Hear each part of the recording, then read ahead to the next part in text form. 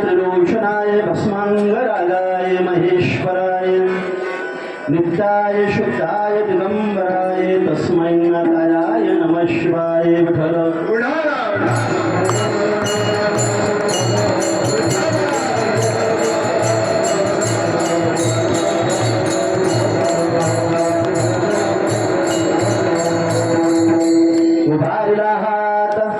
उभारिला हात जगे दानविले मात देव बैसले सिंहासनी आल्या या चुकाशे पुणे धनी.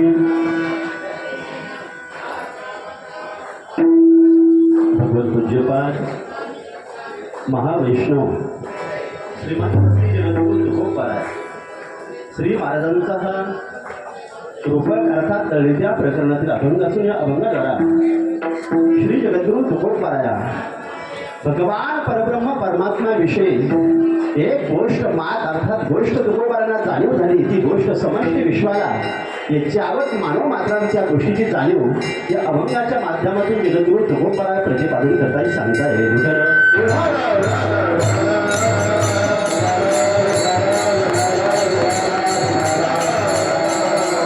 अभंगातील प्रतिपाद्य विषय अशा स्वरूपाचा आहे.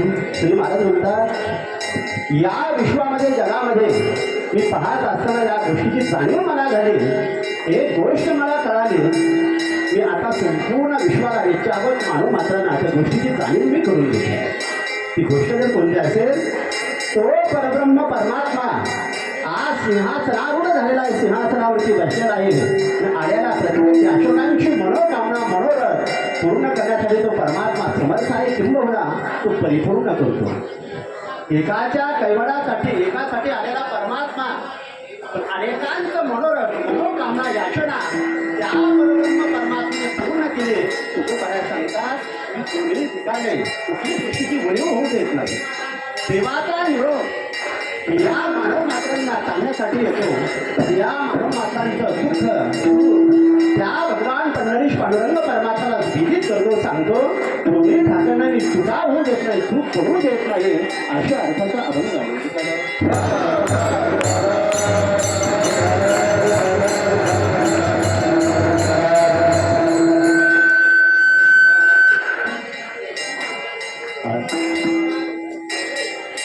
सभाच्या दृष्टीनं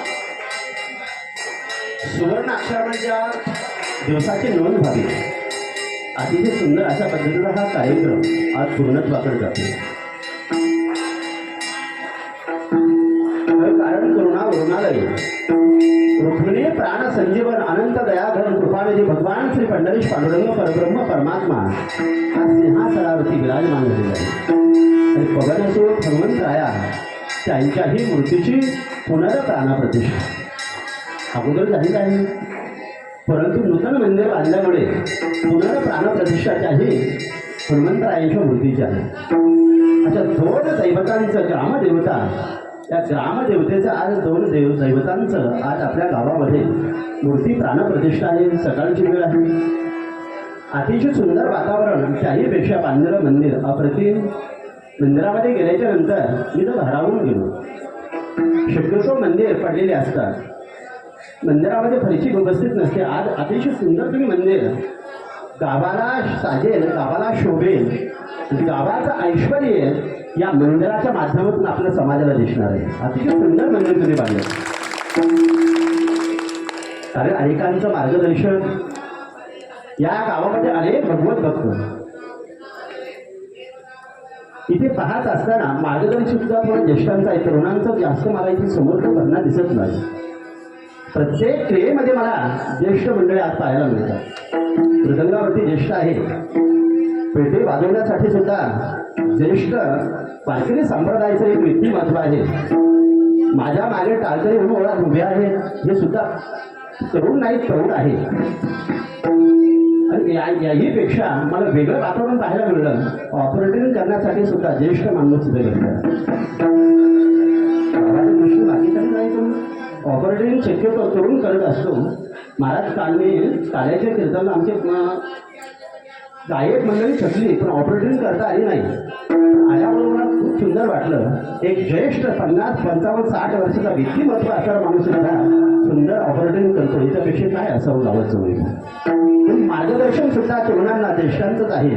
आमचे परमपूजनीय ज्येष्ठ गुरुबंधू श्री हरिभक्ती पारायण आम्ही एकत्र राहिलो ना. एका धर्मशाळेमध्ये आम्ही वास्तव्य केलं. एका धर्मशाळेमध्ये राहिलो.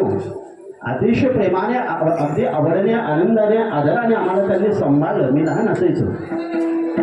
भुजले गुरुने भीमासिंह बाबांचे आम्हाला बांधलेली खुली पडायला लागली म्हणून मी काही दिवस निरोबा महाराजांच्या धर्मशाळेमध्ये राहण्यासाठी गेलो. सिद्धपीठामध्ये श्रद्धे या गावचे भूमिपुत्र आमचे शिवाजी महाराज त्या धर्मशाळेमध्ये असायचं. अगदी कनिष्ठ बंधूसारखं त्यांनी माझ्यावरती प्रेम केलं. आज तेही आहे. आनंद या गोष्टीत वाटला. महाराजांना मी आल्याबरोबर विचारलं महाराज कुठे तुम्ही आतमध्ये मंदिरामध्ये आहे. आणि आज विशेष कार्य त्यांचं अध्यात्मापेक्षा थोडं वेगळं कार्य ते करतात. आपल्यासह आम्हाला अतिशय आनंदाचे आवडीची गोष्ट आमच्या स्वाभिमानी अभिमानाची गोष्ट जर कोणती असेल धर्मप्रचाराचं कार्य महाराज आज करतात. ब्रह्मचारी राहा. मला तर वाटतं अध्यात्मापेक्षा राहण्यासाठी ब्रह्मचारी आज देशासाठी ब्रह्मचारी राहा. एक देव भारत माता तुमच्यावरती प्रसन्न होतो. महाराजांचं कार्य ते आज आहे. महाराजांचे कार्य हाती घेतलेलं आहे. श्रद्धे महाराज आहे. तुम्ही सर्वजण उपस्थित आहात आणि आज या ठिकाणी या सुंदर योगाचा ही सेवा करण्याचं सौभाग्य माझ्या वाट्यात आलं. तुमचे गावचे भूमिपुत्र श्री हरिभक्ती पारायण आमचे परमप्रेमास्पद आदिनाथ बाबा निकम नाहीतर वारकरी संप्रदायाचा आदिनाथ गुरु सकळ सिद्धांत आदिनाथ असल्याशिवाय पुढचा ज्ञानदेव नाही. आज श्रद्धे महाराजांनी मला ही सेवा करण्याचं सौभाग्य प्राप्त करून दिलं. ग्रामस्थांच्या माध्यमातून महाराजांच्या दिवशी बोलून फोन केला. या आमच्या गावामध्ये असा कार्यक्रम आहे. मी आनंदाने आवडीने स्वीकार केला. फक्त महाराजांना म्हटलं आमच्या श्रावण महिना सुरू आहे. श्रावण मास आहे. कधी असते केदारेश्वरला मला वार सांगा.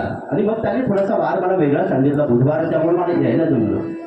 या सुंदर वातावरणामध्ये आज ही सेवा करण्याचे सेवा समर्पित करण्याच्या सर्वांच्या समन्वयामधून आमचे परमप्रेमास्पद आमचे गुरुबंधू गावचे भूमिपुत्र सर्व गावातील हे ज्येष्ठ वारकरी संप्रदायाचे पायी जे अखंड अविरत परमात्म्याला समुद्र आवाजाने आळवणारे गाणारे ते संपूर्ण माझे मूलभूत भक्त सर्वांच्या उपस्थितीमधून सर्वांच्या समन्वयामधून आज आपल्याला ही सेवा भगवान श्री पंढरीश पांडुरंग परमात्म्याच्या आणि हनुमंतरायांच्या चरणाबिंद समर्पित द्यायचे आहे. विठ्ठल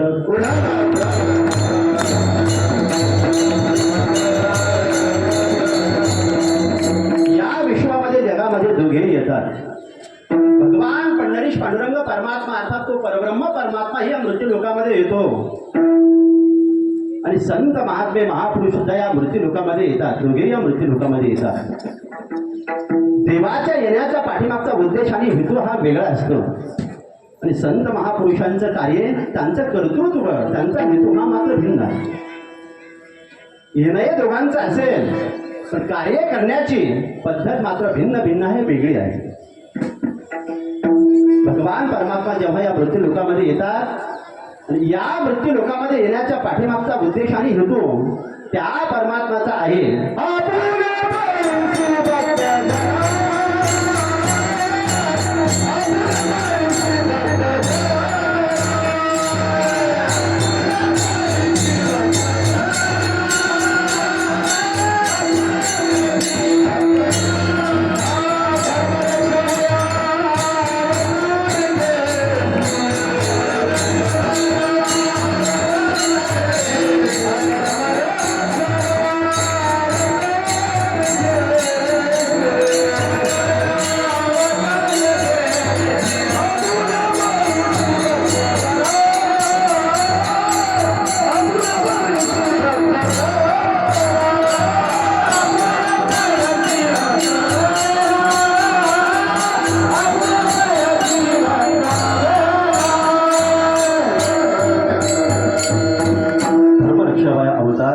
आपुल्या काळेशी भक्तजना किंवा दुर्जनाचा येणे करुणे संहार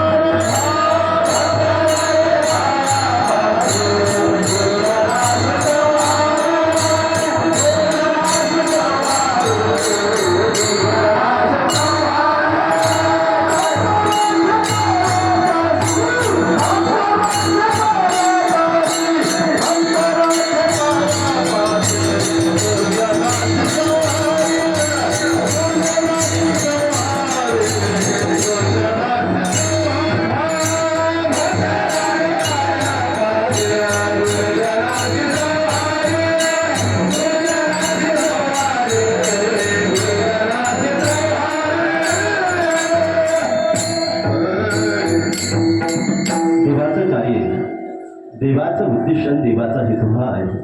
भक्ता राखे पायापाशी दुर्जनाचे संहार.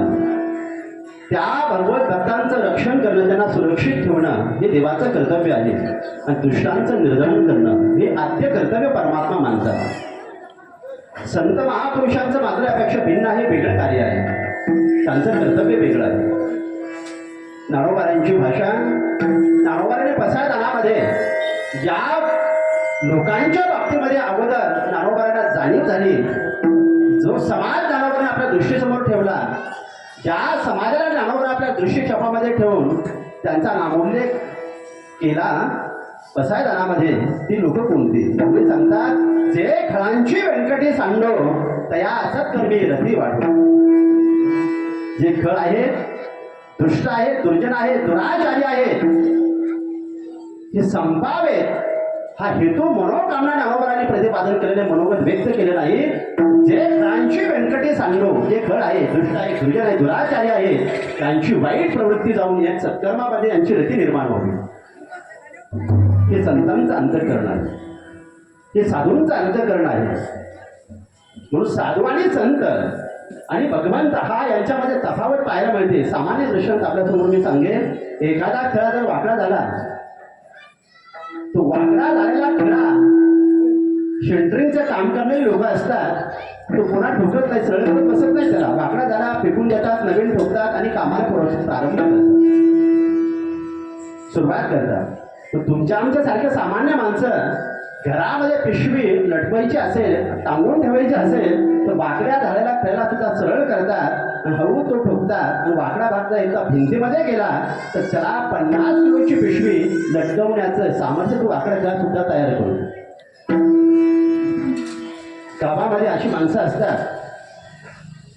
महापुरुषांनी साधूने त्यांना जवळ केलं, त्यांचा वाकडेपणा पहिला सरळ केला आणि एकदा का वाकडेपणा त्यांचा सरळ झाला, ते समाजामध्ये गावाचं संपूर्ण जबाबदारी स्वीकारण्याचं काम सामर्थ्य त्यांच्या खांद्यावरती घेतात.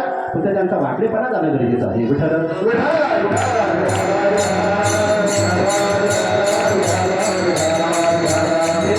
हे नाही पसंत पडला, देवाने मारलं. वाकडेपणा सरळ करण्याच्या भानगडीमध्ये तो परब्रह्म परमात्मा पडला नाही.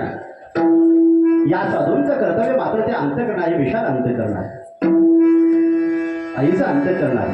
पसायदान या शब्दाचा अर्थ काय? आपण सर्व ज्ञान जाणते मंडळ आज समोर बसलेली. पसायदान या शब्दाचा अर्थ आहे, नारोबारांचे पसायदान का मागितलं? पसायदानाचा अर्थ काय?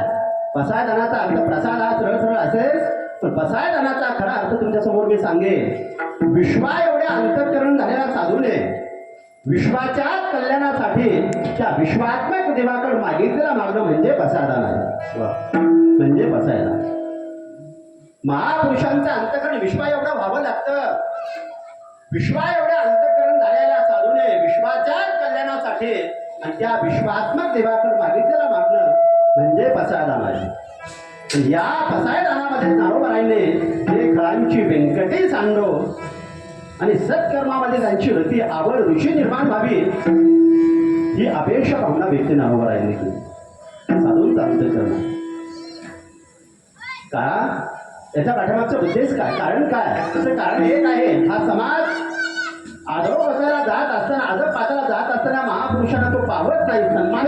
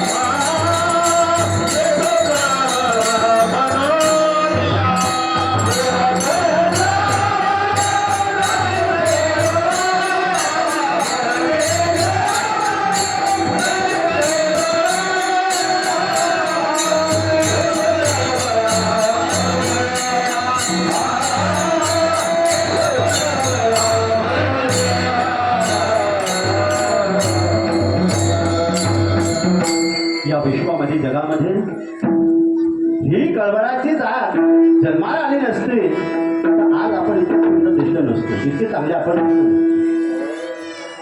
एवढी सुंदर प्रतिमा आपल्या आत निर्माण झाली नसते. या प्रतिमेच्या पाठीमागे, आपल्या या सुंदर प्रतिमेच्या पाठीमागे त्यांचा आशीर्वाद आहे ते संत महात्मे महापुरुष. एक सांगेन मी आपल्याला, मानवी जीवनामध्ये मार्गाला लावण्याचं कर्तव्य आणि कार्य या महापुरुषांनी वसा आणि वारसा टिकवून ठेवला.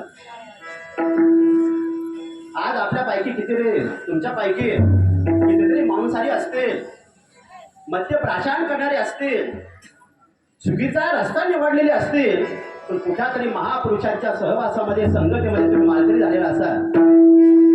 तुम्ही तुमची व्यसनता ही निर्व्यसनी तुम्ही झाला असाल, व्यसन सोडलं असेल. मद्यप्राशन, मांसाहार हे सोडून तुम्ही सत्कर्मामध्ये तुमची रती निर्माण झाली असे आशीर्वाद जर कोणाच तरी असे तुमच्या मागे, तर मागे म्हणून पाहत जा. आपण मोठे होतो आशीर्वादाने, शिवाय मोठे होत नाही. कुणाचा तरी आशीर्वाद मागे लागतो, तो परमार्थ असेल तर तुमचा प्रपंच असेल, संसार असेल, संसारामध्ये सुद्धा आशीर्वाद लागतो आणि अध्यात्मामध्ये सुद्धा आशीर्वाद लागतो. आशीर्वादाशिवाय ते काम चालत नाही चालत. प्रपंचामध्ये पूर्वी तुमच्या संसारामध्ये आशीर्वाद देणारी ज्येष्ठ मंडळी तुमच्या कुटुंबामध्ये असायची. आता कुटुंबामध्ये ज्येष्ठ मंडळी राहिली किती, हा संशोधनाचा विषय आहे. शिटीमध्ये जा, शिटीमध्ये ज्येष्ठ मंडळी पाहायला मिळणार नाही, तुम्हाला नाही मिळणार. एखादा भाग्यवान मुलगा असेल, त्या मुलापाशी यदा कदाचित मायबाप दिसतात. शिटीमध्ये आज ज्येष्ठ मंडळी पाहायला मिळत नाही. शिटीमध्ये आहे कोण, हम दो, हमारे दो आणि पहिले दोन कोणते? मकर संक्रांत तुमच्यावरती बसून आली. आता देवांना जर पुढच्या वेळी विचारलं 2025ला, ब्रह्मवृंदांना जर विचारलं ना, देवा काय पडो या वर्षीची मकर संक्रांत कशावरती बसून आली देवा, नक्कीच तुम्हाला पुढच्या वर्षी 2025ला आमचे ब्रह्मवृंद सांगतील, आमचे देवता सांगेल पुढच्या वर्षीची मकर संक्रांत ही माय बापावरतीच बसून आलेली आहे. एक लक्षात ठेवा. आज चिठ्ठीमध्ये मायबाप दिसत नाही दिसत. विठालं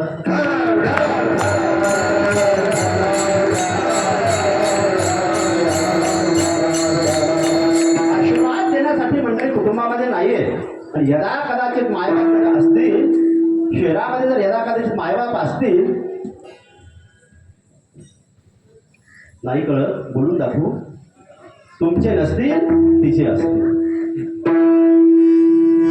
शेतीमध्ये मायबाप आज राहिले नाही, तुमचे नसतील यदा कदाचित.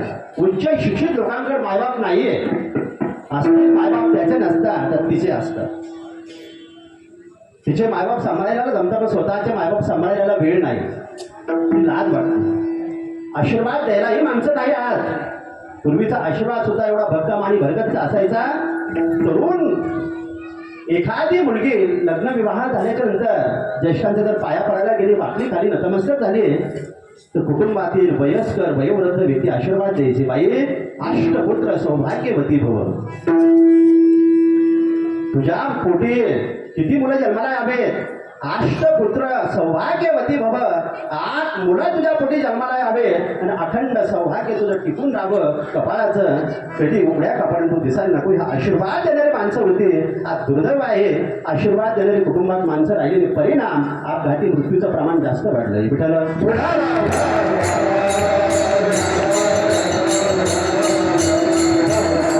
आज आम्ही मागे वळून पाहायला तयार नाही. कृतज्ञ झाली माणसं. एकदा का माणसं मोठी झाली, स्वतःचा अभिनय जाणवतात, मी केलं ते कर्तव्य माझं आहे, माझ्यामुळं मी माझ्या स्वकर्तृत्वाने मोठा झालो. पण लक्षात ठेवा, गाडी चालवणारा विचारा, पुढे पाहत असताना गाडी चालवत असताना मोठी काच असते, पण कधीतरी मागे वळून पाहण्यासाठी थोडासा तरी आरसा असतो ना. कधीतरी ड्रायव्हर नेहमी पुढे पाहत नाही, कधीतरी मध्ये मध्ये त्या आरशामध्ये मागे वळून पाहतो. तसं आयुष्यामध्ये आपण इथपर्यंत आलो ना, कधीतरी मागे वळून पहा. आशीर्वाद कोणाचे आपल्या मागे वाळून पाहत जा. कधीतरी आशीर्वादाची गरज आहे. तुमच्या परमार्थामध्ये अध्यात्मामध्ये शेवटच्या श्वासापर्यंत तुमचा परमार्थ अध्यात्म हा टिकून राहावा, माळ टिकून राहावी, तुमचा आदरपात न व्हावा असं वाटत असेल, श्री गुरूंचा महापुरुषांचा आशीर्वाद मागे लागतो, गुरूंचा आशीर्वाद मागे लागतो. आणि श्री गुरूंनी दिला आशीर्वाद तो कल्पापर्यंत सुद्धा टिकून असतो, कल्पापर्यंत सुद्धा टिकून असतो. आशीर्वाद आहे महापुरुषांचे. कारण अयोग्य आणि चुकीच्या रस्त्याला जाण्यासाठी आपण सहज आपली मनोप्रवृत्ती, आपली विकार हे चुकीच्या रस्त्याने आपल्याला घेऊन जातात. पण या महापुरुषांचं कर्तव्य आहे, कर्तृत्व या महापुरुषाने दाखवलं. सन्मार्ग प्रेरकता आणि सद्धर्म परायणता या दोन्ही गोष्टी या महापुरुषाने आम्हाला शिकवल्या. सन्मार्ग काय, स्वतःचा स्वधर्म तो कोणता, या दोन्ही गोष्टी या महापुरुषाने आम्हाला शिकवल्या. कारण पुढचं हे जन न देखवे डोळा येतो कळवळा म्हणून, ऐशी कळवळाची जाती तरी लाभावी न प्रीती. अपेक्षा न ठेवता महापुरुषाने समोर समष्टी विश्वाचं कल्याण ज्या गोष्टीमध्ये सामावलेला आहे ती गोष्ट श्रीमंत श्री जगद्गुरु तुकोबारांसारख्या महापुरुषांना तो ती जाणीव झाली. आणि त्या जाणीवेमधून समष्टी विश्वाला इच्छावत मानव मात्रांना तुकोबारा हात उंच करून सांगतात एक गोष्ट जाणीव झाली. अभंगाचं पहिलं चरण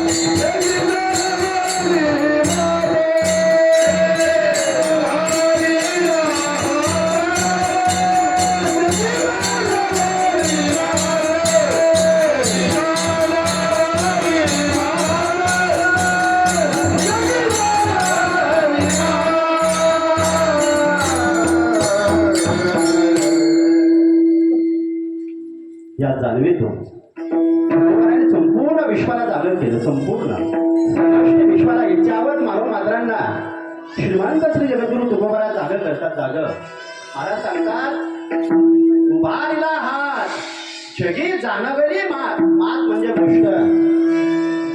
मला एक गोष्टीची जाणीव झाली, एक गोष्ट मला आता कळते. तुकोबारा मर्यादित सीमित लोकांना समजावून सांगत नाही. समष्टी विश्वाला जिथे जिथे मानव मात्रा आहे प्रत्येक मानव मात्रांच्या कानावरती माझा आवाज तिथपर्यंत जाणार नाही. त्यामुळे साधन सामुग्री नव्हती अत्याधुनिक. अशा वेळेला जर एखादी गोष्ट सांगायची असेल, महत्वाची गोष्ट असेल, समूह समाज जर जास्त असेल, पब्लिक जास्त असेल समोर, त्या वेळेला ज्येष्ठ व्यक्ती सांगायचं अरे थांबा ऐका जरा माझं. नारोबारांच्या पालखी सोहळ्यामध्ये कोण कोण गेलं सांगता येईल का? नारोबारांच्या पालखी सोहळ्यामध्ये कोण कोण गेलात? जागेवर हात वर करा. तुकोबारांच्या पालखी सोहळ्यामध्ये गेलात का कोणी? कधी गेलात का आपण? गेला नसेल गेला तर जा कधीतरी आयुष्यामध्ये. महाराजांच्या बरोबर जाता असेल दिंडीमध्ये गेला कदाचित. नारोबारांच्या पालखी सोहळ्यामध्ये कमीत कमी आजच्या घडीला 20-25 लाख समूह समाज असतो.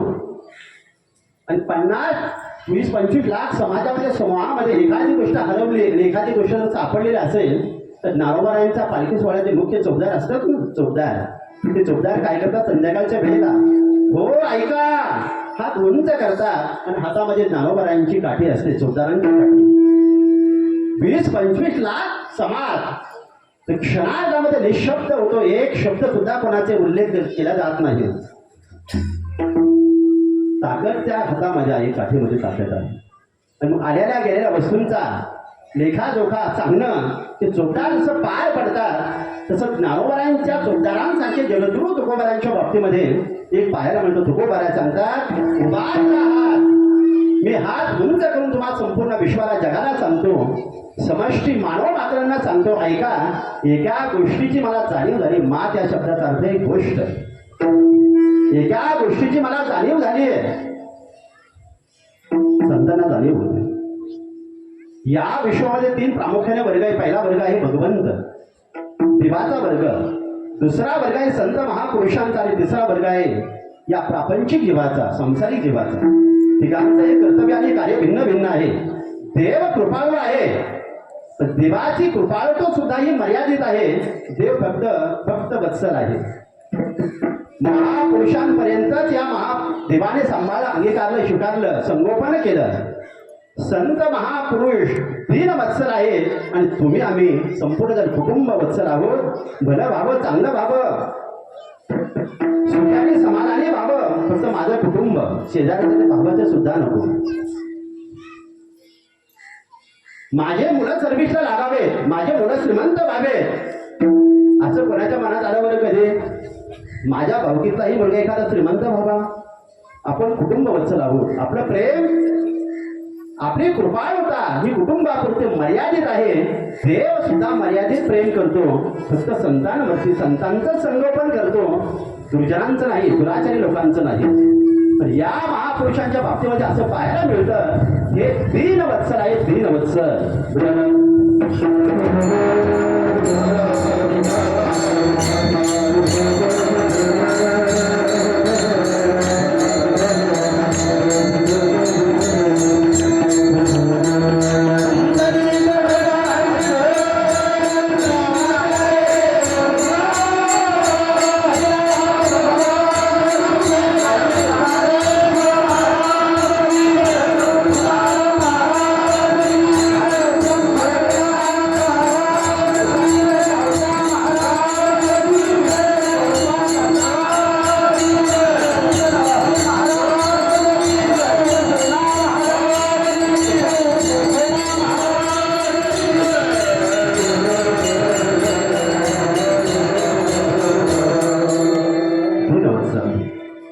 कोणाला म्हणतात? एक अति सज्जन किंवा अति दुर्जन या दोघांचंच काम देव करतो.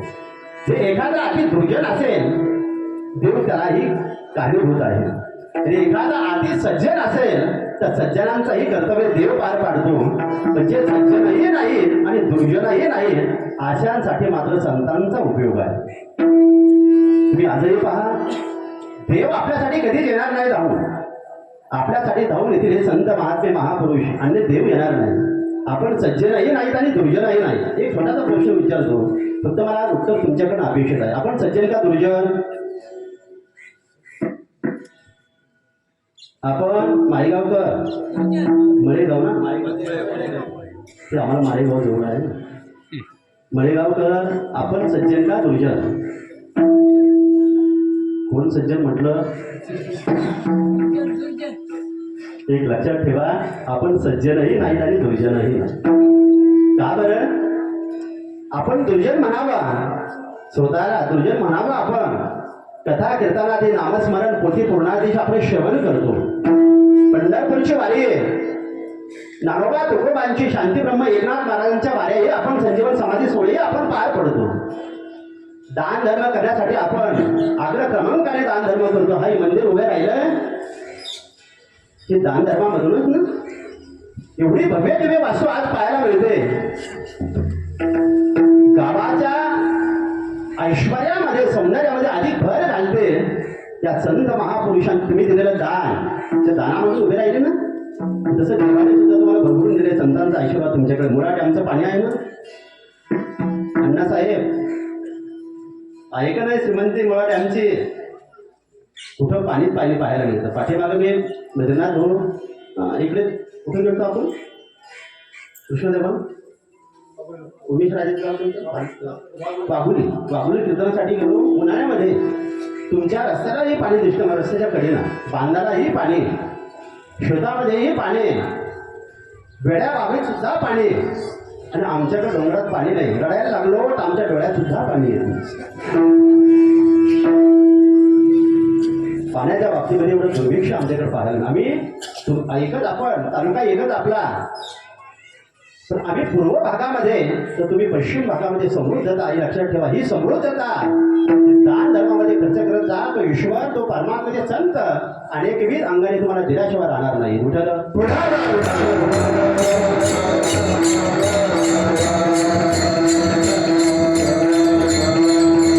दान धर्म कृपाळ होता. आपण सज्जन आहे आणि दुर्जन हे नाही. आपण दुर्जन म्हणावते दान धर्म करतो, पोथी पुराण कथा कीर्तन श्रवण करतो, वाऱ्याही करतो. आपण दुर्जनही नाही. आणि सज्जन म्हणावं तर एखाद्या मठ मंदिर कथा कीर्तनाच्या स्थळावरती जर आपण गेलो तर आपली जुनी चप्पल ठेवून लोकांची नवी घेऊन येतो. पण नाही घेऊन जात म्हणावे तर चपला जातात. मग कोण घेऊन जातं तिथल्या चपला गेटच्या समोरच्या? आपण सज्जनही नाही आणि दुर्जनही नाही. लक्षात ठेवा.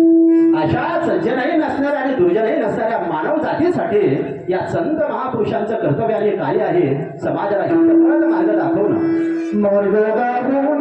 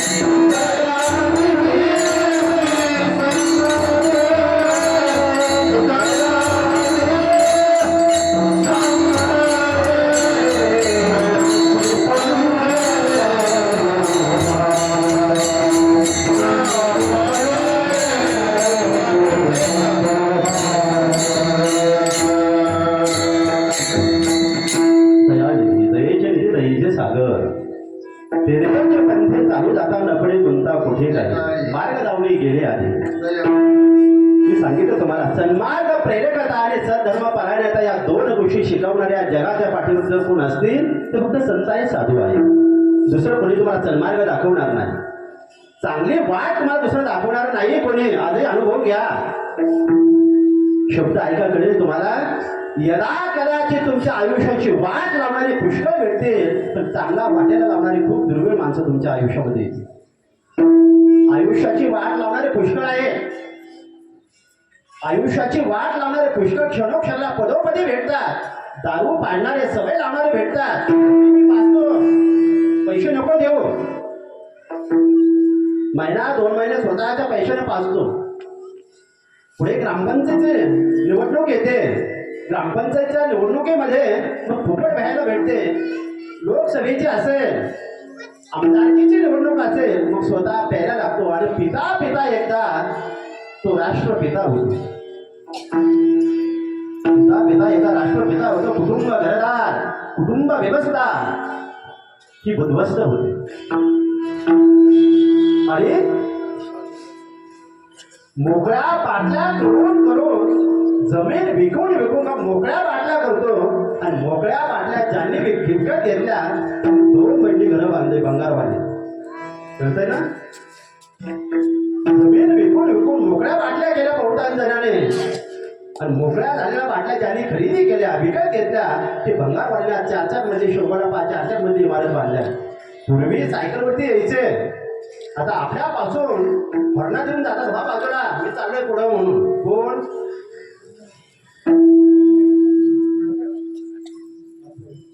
कळतंय ना? एवढं कळलं तरी जरांगे पाटलांचा आशीर्वाद सफल झाला म्हणून समजायचं.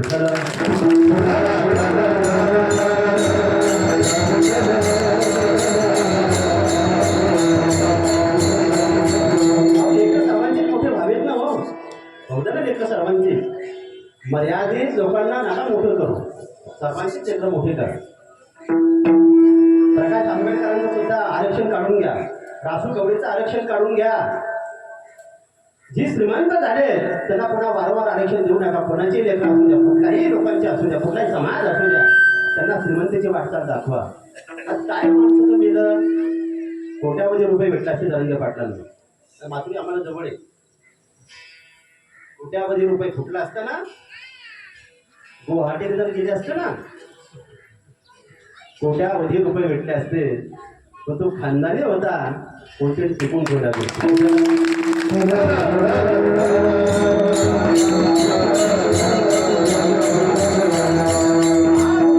कृपा होता, त्यांना शांत आणि संत बसून येत नाही. संपूर्ण विश्व आनंदाने दुमदुमीत व्हावं, नांदावं, यासाठी या महापुरुषाने अट्टहासपूर्वक सांगितलं. आज मला एक गोष्ट माग मी सांगतो, या जगाचं कल्याण ज्या गोष्टीमध्ये आहे ती गोष्ट जगद्गुरु तुकोबाराया अभंगाच्या द्वितीय जन्मामध्ये सांगतो.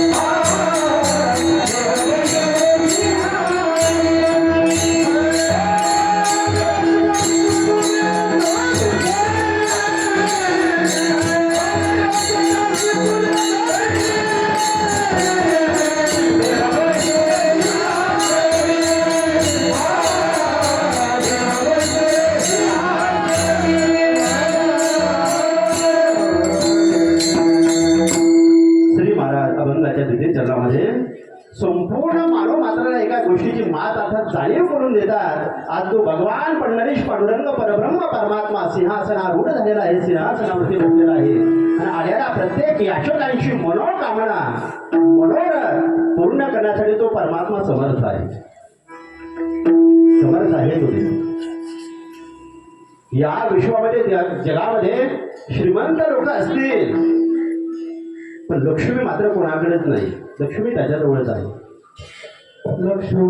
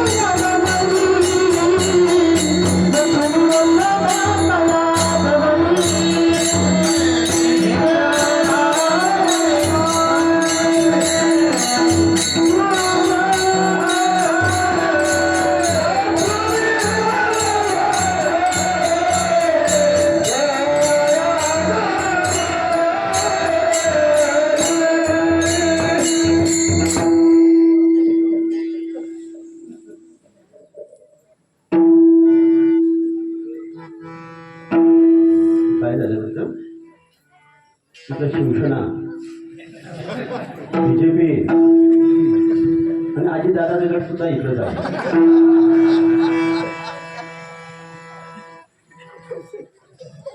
इकडे वंचित बहुजन आघाडीसह आणि तुमच्यात मी अपक्ष लढतो.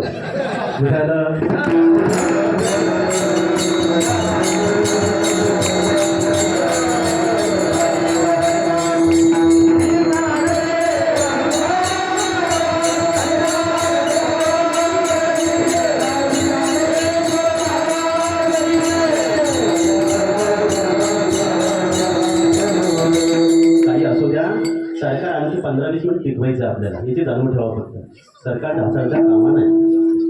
लक्ष्मी वल्लभ तया जगू. जगामध्ये विश्वामध्ये श्रीमंत माणसं दिसते, पण लक्ष्मी कोणाकडे हे नाही. शाश्वत लक्ष्मीने त्याचंच केले, तो परमात्मा. वेदामध्ये दातृत्व आहे, अवतारी आहे. देव कोणाला म्हणतात? वेदामध्ये श्रुतीमध्ये 2 श्लोक आहेत. एक वाक्य असं आहे, भयादस्य अग्निस्तपती भयातपती सूर्य भयादि इंद्रश्च वायुश्च मृत्यू धावती पंचमः. त्याच्या भयाने भीतीने मृत्यू सुद्धा सर्वत्र धावतो. चंद्र सूर्य वरून अग्निदेवता आपलं विविध कार्य आपलं व्यवस्थित पार पाडतात, त्याला देव म्हणतात. त्याच्या भीतीने हे काम चालतं. भयादस्य अग्निस्तपती सूर्य सुद्धा तापतो, बरोबर राजा वर्षाव करतो. ही ज्याची भीती आहे, ही निरंकुश असं ज्या परमात्मेची आहे, तो देव आहे, तो परमात्मा. त्या देवाला या महापुरुषांनी कसंही आळवलं, कोणत्याही नावाने आळवलं, आळवून त्या परमात्म्याला प्रसन्न करण्याचं सामर्थ्य या महापुरुषांकडे जातं. कुठल्याही नावाने आळवता येतात. विठाई चिठाई माझी कृष्णाई का नाही. विठाई ठीक आहे, चिठाई काय प्रकार? विठाई चिठाई माझी कृष्णाई का नाही. कुठल्याही नावाने आळव, त्याला आळवत जा. कुठल्याही नावाने परमात्म्याचं नामासून कुठल्याही नावाने केलं तरी चालतो, तो प्रसन्न. आज नवीन पिढी जसं कुठल्याही नावाने बोलतात ना, सिटीमध्ये जरी गेलो, सिटीमध्ये अशा काही गोष्टीचा अनुभव तो मागे मी मुंबईला कार्यक्रमासाठी गेलो. म्हणजे एक तर सिटीमध्ये नातं काय लवकर कळत नाही, काय एकमेकाला कसं बोलते काही सांगता येत नाही. ही बायकोच आहे याची, तिचा हा नवरा आहे हे कळत नाही कळत, नातं लवकर कळत नाही. तर तुम्ही एवढे आज मागास आहात, इतके मागे राहिला तुम्ही, ग्रामीण भागातली मंडळी, तुम्ही बायकोला आरोग्यावर बोलता आणि बायको तुम्हाला आवड जावं बोलते. मागासलेपणाचं लक्षण आहे. शेवटीमध्ये असं नाहीये. शेवटीमध्ये एवढं समृद्धता आहे, एवढं संपन्नता आहे, एवढे लोक पुढे गेले, एवढी प्रगल्भता आहे, ते बायकोला आरोग्यावर कधीच बोलत नाही. मग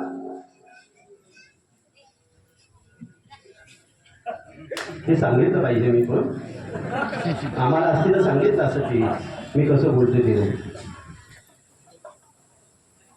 सत्य घटनाबद्दल हो. असं सकाळची वेळ होती, वास्तुशांतीचा कार्यक्रम होता. आज तुम्ही मला यासाठी बोलवलं महाराजांनी, मूर्ती प्राणप्रतिष्ठेनिमित्त. मागे मी वास्तुशांतीच्या कार्यक्रमाला एका ठिकाणी गेलो, तेव्हा हँडसेट मोबाईल होता नोकियाचा, ब्लॅक अँड व्हाईट. माझ्याकडे गाडीही नव्हती, नुकताच आनंदीवरून मी आलेलो. मला फोन करून त्याने बोलवलं. देवस्थानचा आणि माझा प्रवास कमी 150 किलोमीटरचा, आणि मला त्यांनी सांगितलं या दिवशी कार्यक्रम आहे, तुम्हाला यावं लागेल. म्हणजे चालेल नक्की.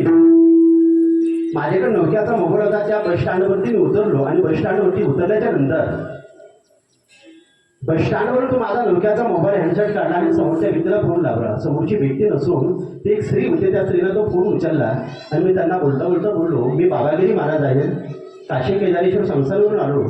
हो महाराज, तुम्हाला मी ओळखते, काही अडचण नाही, आम्ही तुम्हाला बोलवलेलं आहे.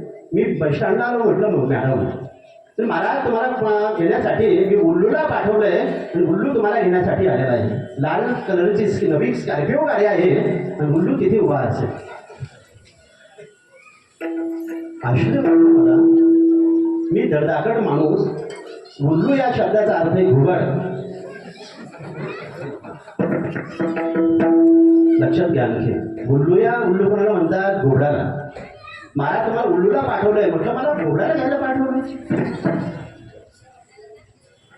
माझ्या हातात ते बॅग मी घेतले, बस स्टँडच्या बाहेर गेलो आणि बस स्टँडच्या बाहेर गेल्याच्या नंतर लाल कलरची नवी स्कॉर्पिओ गाडी, आणि त्या स्कॉर्पिओ गाडीमध्ये जवळ अतिशय बलदंड शरीरयष्टी असणारा उंच पुरा, अतिशय देखणा, जीन्स पॅन्ट टी शर्ट अंगामध्ये घातलेला एक सुंदर मुलगा, वय वर्षे 25-30 वर्षे त्याचं वय असेल, तर स्कॉर्पिओ गाडीजवळ उभा. आणि मी गेल्याबरोबर मला पाहिल्याबरोबर माझ्या हातात ती बॅग घेतली, गाडीमध्ये ठेवली. तो ड्रायव्हर साईडला, मी किन्नर साईडला गाडीच्या समोर मी बसलो आणि बोलता मी गाडीमध्ये प्रगत चालला. आमचा प्रवासामध्ये बोलताना मी बोललो, म्हटलं सर, मी घरी फोन लावला होता, घरी फोन उचलला, आईला फोन उचलला वाटतं. महाराज, माझी आई 10 वर्षापूर्वी गेलेली आहे. चालला आमचा मोठा प्रवास. म्हटलं बहीण असेल तर महाराज, बहिणीचं लग्न होऊन 5 वर्ष होऊन गेले.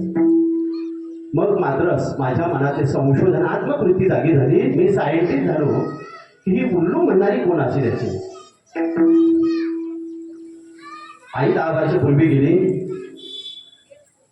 बहीण म्हणावी तर बहीण 5 वर्षापूर्वी लग्न होऊन घरी गेली तिच्या. ही हुल्लू म्हणणारे कोण?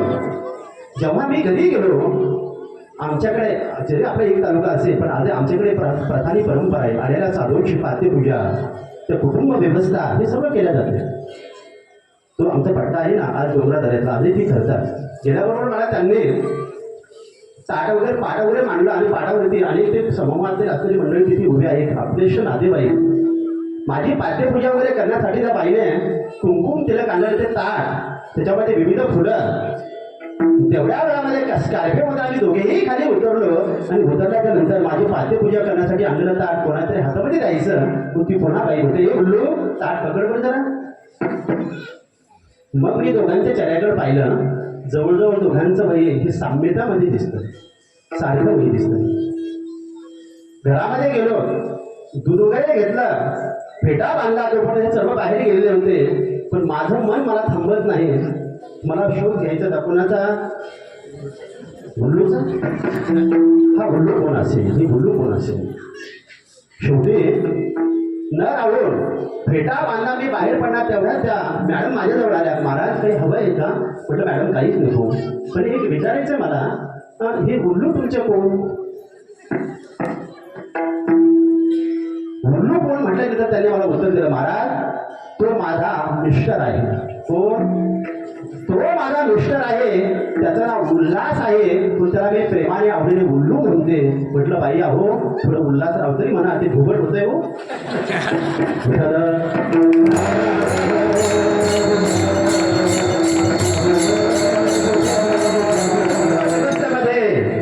वैदिक सनातन हिंदू संस्कृती आबादत ठेवा, लक्षात ठेवा. तुम्ही किती श्रीमंत व्हा, 4 पुस्तक जास्त शिकलात म्हणजे आपण ज्ञानी झालो असं नाहीये. वैदिक सनातन हिंदू संस्कृती जर आम्ही पायदळी तुडवली तर एक दिवस आम्हाला कुणीच वाचवायला मागे शिल्लक राहणार नाही. हे विसरू नका. तुम्ही आज जा 5 जगाच्या नकाशावरती बाहेर फिरून मुस्लिम समूह समाज तुमच्या गावामध्ये आहे, तर शेवट आहेत ना, पाहतोय ना आपण. हा समाज काय करतो मला त्याच्यावर भाष्य करायचं नाही, तो माझी अधिकारही नाही. पण मला हे सांगायचंय, आधी त्यांचा वेशभूषा आणि केशभूषा ते टिकून ठेवले. कुठं जा, आम्ही भारताच्या तीर्थयात्रेच्या माध्यमातून पूर्ण भारत भ्रमण केलं, पण भारतामध्ये महाराष्ट्रामध्ये जो समाज केशभूषा आणि वेशभूषा आहे तेच बंगालला आहे, तेच उत्तराखंडमध्ये आहे, तेच कन्याकुमारीकडे बदल नाही. त्याच्यामध्ये श्रीमंत झाला, विद्वान झाला, ज्ञानी झाला, त्याचा अर्थ असा नाही की कमरेला सोडायचं आणि डोक्याला बांधायचं. त्याचा अर्थ असा होत नाही. संस्कृती सांभाळा, संस्कार सांभाळा. संस्कृती आणि संभाळाचं जर आम्ही संगोपन केलं आणि आमची कुटुंब व्यवस्था अबाधित राहील आणि कुटुंबाचा कुठला सदस्य हा चुकीच्या मार्गाने कधीच वाटचाल करणार नाही.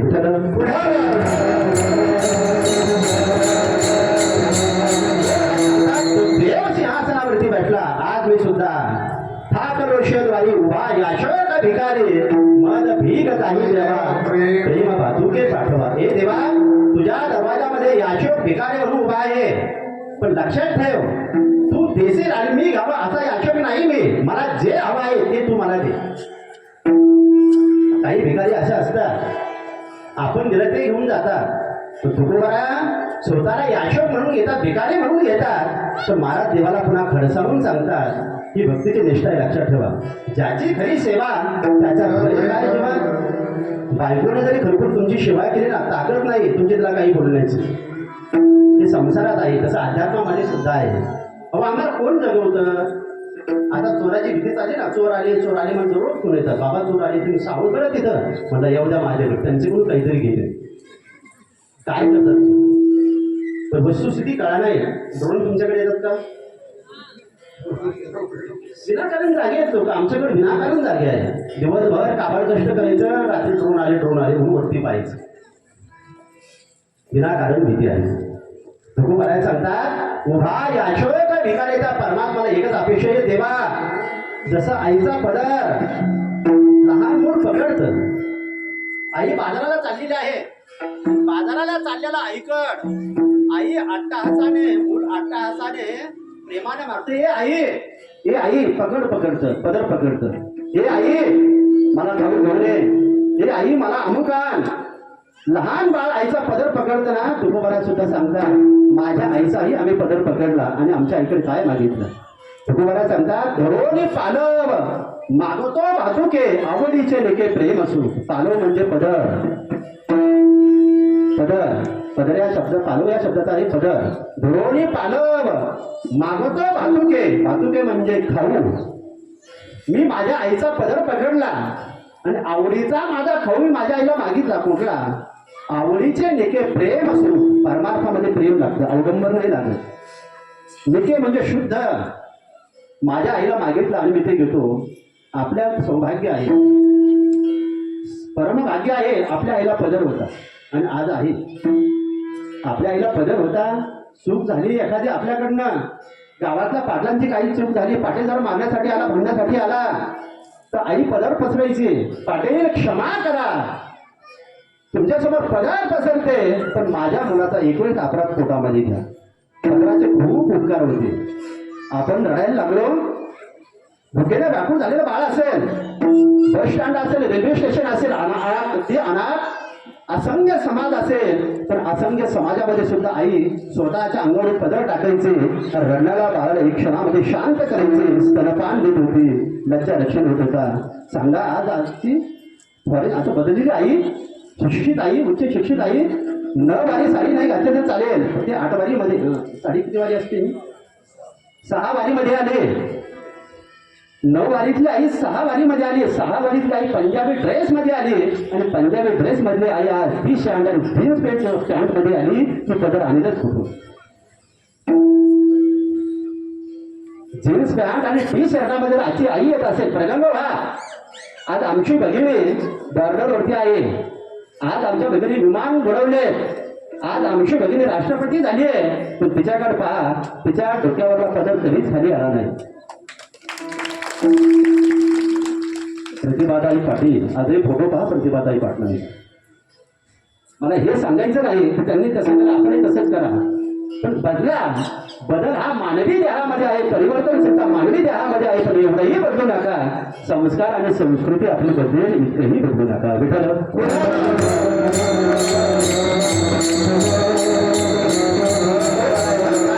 देव सिंहासनाधीन झालेले आहेत आणि तो परब्रह्म परमात्मा एकाच्यासाठी आलेला, पण अनेकांसाठी तो फलदायी ठरला.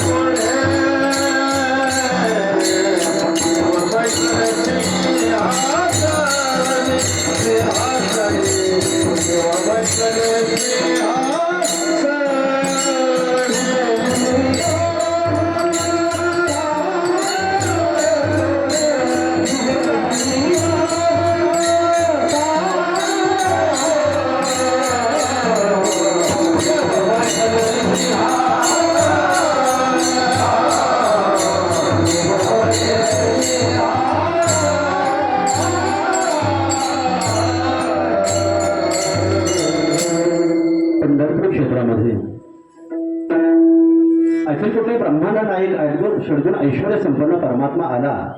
तो परब्रह्म परमात्मा आला कसा? महाराज त्याचा उल्लेख करतात. पुंडलिकाच्या भावार्था गोकुळी होणी झाला येता, निज प्रेम भक्ती भक्ता घ्या घ्या ऐशे म्हणत असे.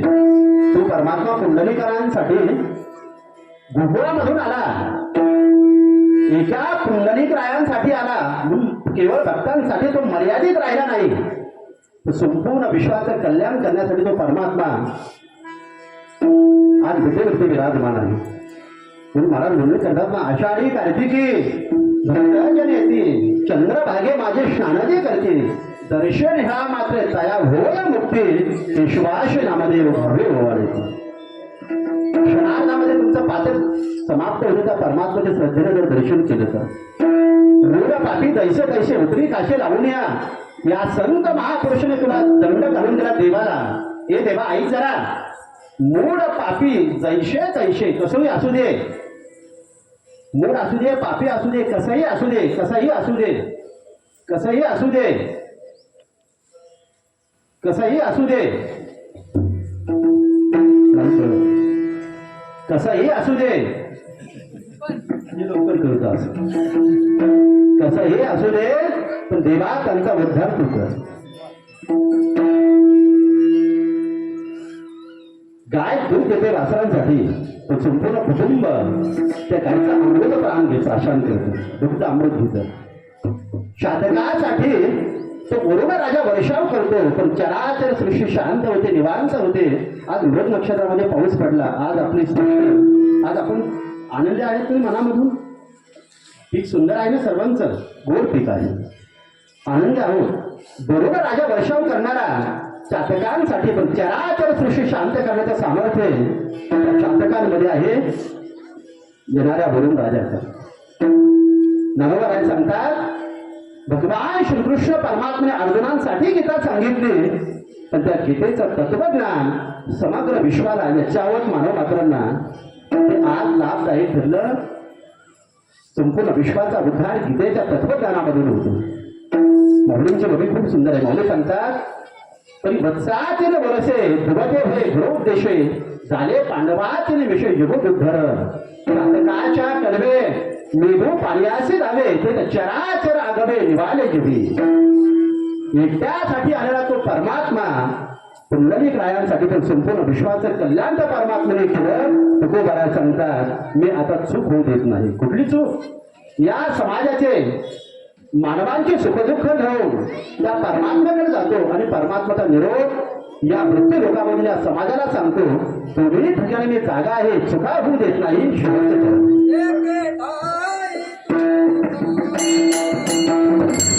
Thank you.